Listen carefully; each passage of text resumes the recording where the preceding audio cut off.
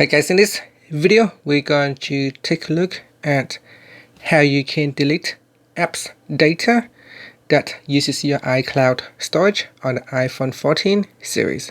First, let's go back to the home screen by swiping up at the bottom of the screen.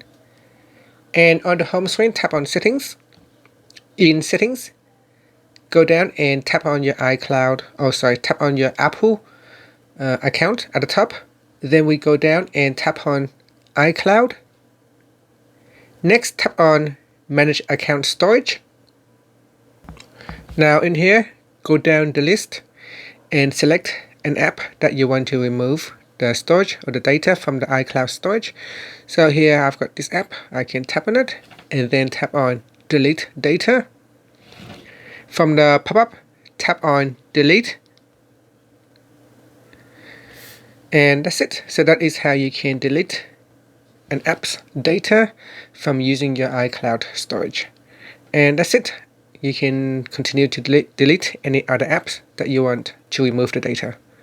Finally, you can tap on the back key to go back to Settings, swipe up to go back to the home screen. Thank you for watching this video. Please subscribe to my channel for more videos.